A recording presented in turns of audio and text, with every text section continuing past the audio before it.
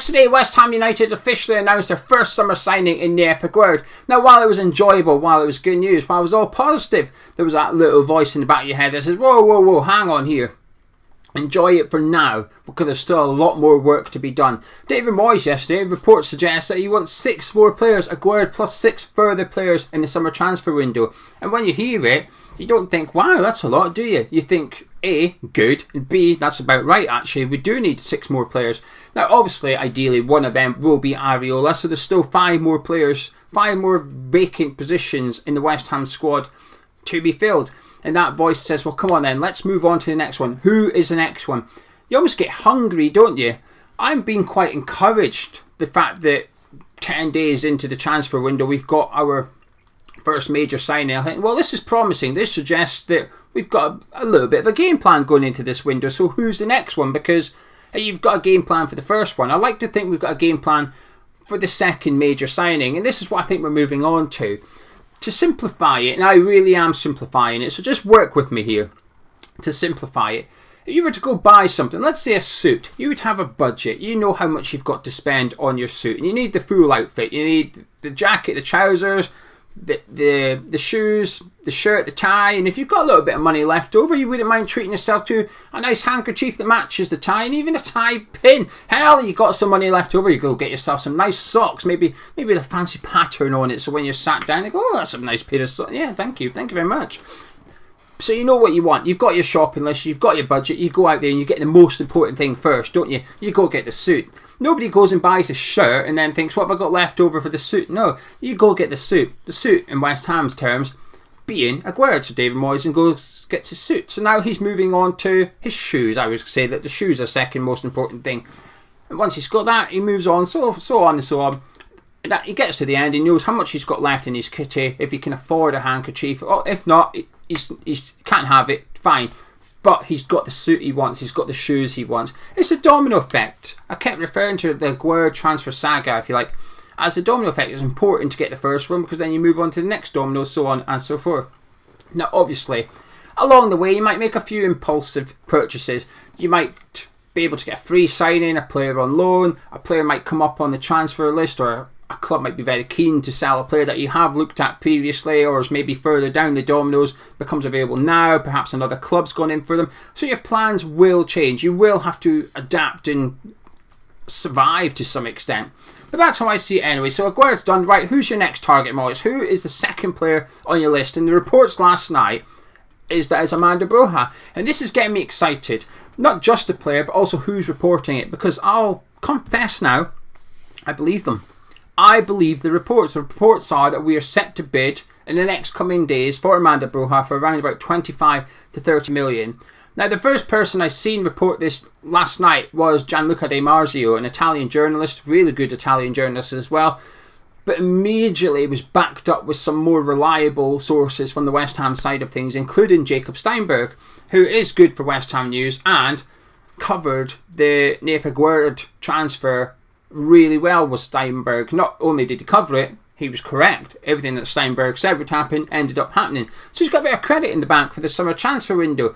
And since that's turned out to be true, I think it would be foolish and a bit harsh to dismiss what he's claiming in regards to Broja. So I'm now getting excited. And I know people say, well, hang on a minute, you can't believe all the transfer stuff. I like to think, when we do the transfer rumour shows, I'm comfortably in the 90s. As a percentage of transfer rumours that I dismiss there and then, I'm in the 90s. I think it's probably closer to 99 than 90 as well. But this one, I believe. Now, I'm aware we've been linked to him for a while, going back to January, and strong rumours. And to some extent, I do believe we actually bid for Broja back in January. So we've been linked to him for a while, but I never necessarily believed that we would go in for him again in the summer up until last night. Last night was the first time I thought, okay, that's the guy. Broja is the guy that David Moyes wants to bring. Now, I watched Gonzo's video today, and as he said, while we may keep our cards close to our chest, we were linked to Aguerd for a couple of months. We've known about this Aguerd thing for 2 months now. So you can't then say, well, we won't go get Broja, it's just rumours. We know about it. Well, yeah, but it could be that we know about it and it does actually then happen. So I'm getting a bit excited because you guys know I would love Broja at West Ham. To summarise again, I think Ollie Watkins is the perfect striker for David Moyes, the perfect striker for West Ham and the way we play. But he would cost 60 million. He's not.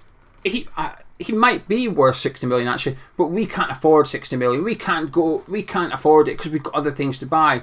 That'd be like going into the suit store with 300 quid in your pocket for everything and buying a suit for 250 pounds. Well, that's silly, isn't it? What are you going to do for the rest of your stuff now? You're off to Shoe Zone to get your shoes. That's just going to look daft, isn't it? You're strutting around in a Hugo Boss suit with Shoe Zone shoes on. It doesn't work, does it? But anyway, the suit analogies, it makes sense in my head, right? So Ollie Watkins is a no-go because of the value. Is it a good value? I don't think it is. Broja, well, here we go. 25, 30 million. That's ticking a lot of boxes here. Just 20 years of age as well. He can be moulded. David Moyes can take what Broja's got and mould it a little bit more into what he needs from a striker. I think this would be a fantastic sign. I think it would be really good value. I think he'd be a fantastic player. And almost the stature in regards to squad role of Broja is perfect for us as well. So we're going to cover all that in just a second. But before we do, this video is sponsored by the OneFootball app. If you've got the OneFootball app, you knew about this Broja stuff last night because a notification came through that West Ham were planning their next summer swoop. It's a completely free football app and it's the fantastic free football app for football fans. Link is in the description. Please do use it so they know you've come from Hammers Chat as well. But keep up to date with your club. And the best thing about it, in my opinion, apart from the fact it's free, got no money left. Just spent it on a suit and shoes from Shoe Zone. But best thing about it, apart from it being free, is you follow what you want. You don't have to put up with this stuff. If you go on a mainstream UK broadcaster app and went on the football stuff, you've got all the other news there. It's covering all the bigger clubs. It's got Man United after Ericsson, Man United after Ajax Central. You've got to go through all that stuff to find the West Ham stuff. Not on the OneFootball app. You click on the West Ham badge, you've only got West Ham stuff. You've got a bit about Broja, you've got a bit about Aguerd, a left back costing 34 million, a really good centre midfielder that we're being linked to last night as well, which I'm going to cover in the Transfer Rumours show. I'm a bit excited about him. I am a little bit excited about him. This Aguerd transfer yesterday's done things to me. I'm getting excited about Transfer Rumours. But all the transfer rumours you need for your club are on the OneFootball app. Get it downloaded today. Link in description. And it does devices, not just mobile phones. You've got an iPad or anything like that. It's fine. It works on devices as well. So, a few things to get through now in regards to Broja. While I think his goal score... No, let's start with you guys actually. Because whenever we mention Broja, the comments are split. A lot of people would love him. 10 out of 10 transfer. And I'm in that category. I reckon it's about a 9 out of 10 transfer is what I would give it. Because I rate him that highly. But there's other people that just either don't rate him or think it's bad value. And I can understand where they're coming from. But I think it's good value. 9 goals in 38 competitions all season for Southampton. Do you know something? For your debut season in the Premier League, I think that's good. His first season in Premier League, I think that's good. For a striker on loan at a new club, I think that's good. For a 20-year-old in the Premier League, I think that's good. He's all those three things. I think that is a good return. Now, I'm aware this is all competition, so he only scored 6 in the Premier League. But he didn't start all those 38 games. No assists. Well, official no assists. I count an assist as somebody that passes the ball and someone scores. That's an assist. The ball comes in, you head it in. The guy that crossed it, an assist. What I don't like is those assists you get on Fantasy Premier League. I don't like them. So... Mark Noble gets fouled 25 yards out in 2015. Dimitri Payet steps up, bends it in, past the top goalkeeper into the top corner. Fantastic free kick. That's an assist for Mark Noble. He hasn't done anything. He got fouled. Anyway, Broja has one unofficial assist last season against West Ham. We fouled him, didn't we?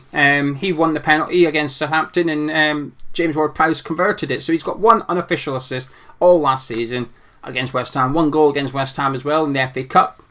And when I was having a look at his stats for his career, and his sort of second favourite team to play, if you like, is West Ham under-18s. Honestly, he scored 2 goals against West Ham under-18s in 2 games. Some clubs he scored 3 against, but no better than that. So, random fun fact that you won't use going forward. But it's not just his goals that impress me. I say goals, not his goal tally that impresses me. His goals themselves are quite good. He demonstrates various ways of different scoring. But it's his attributes, it's his skill, his power. He's really strong. Got a decent turn of pace about him as well. I think he is a perfect understudy for Mikel Antonio. Is he the finished article? No, as the people that are not too keen on Broja will point out, he was quite poor the second half of the season last season. He had a really quiet spell after Christmas, but that's why we can get him, and that's why he's only 25-30 million. Had he been fantastic all season, I'd argue we wouldn't get him, and I'd argue if we did, it'd cost 40-50 million, because you're getting a 20-year-old that was one of the best strikers in the Premier League last season. So because of that quiet spell, it means that we can go get him at quite an affordable price as well. And it just allows David Moyes time with him. There's no pressure on Broja to come in and be the main striker straight away. Had we gone out and signed someone like Jonathan David, there is pressure. Well, come on then, big box, let's see what you got immediately. There's none with that. When the season kicks off, Michail Antonio can be the striker up front and Broja will be the alternative, sat on the bench. And that's what we need at West Ham. I don't necessarily have an issue with Antonio being the main striker. Last season, I didn't have an issue with Antonio being the main striker. It was the fact that there was no alternative. Plan A, fit in form Antonio, I'm fine with that. When Antonio's in beast mode, he's brilliant. I think he's really good. The problem is when he's not in beast mode, we just leave him in the team because we've got no alternative. Now, Broja would be that alternative. If he goes in, gets a chance, and if he finds his own beast mode, well, sorry, Antonio, you're going to have to just sit out on the bench until he's out of form again. This is what we need. And that's why I think arguably having somebody a little cheaper and younger and not quite there yet, it's a bit of someone that needs polish into diamond. That's what Broja is. But it's good to see us moving fast for this. And it's not necessarily because feel good momentum or anything like that. It's because of the situation at Chelsea. There's two reasons for this in my opinion. One, Tuchel's keen to have a look at him in pre-season. He's already spoken about himself and Gallagher and probably Billy Gilmour to a lesser extent and Colwill to a lesser extent from there. So Chelsea are willing to have a look at him. Obviously they've got the Lukaku thing going on as well. So he's probably not going to be involved in pre-season. So Broja would get his chance. He got his chance in pre-season last summer for Chelsea.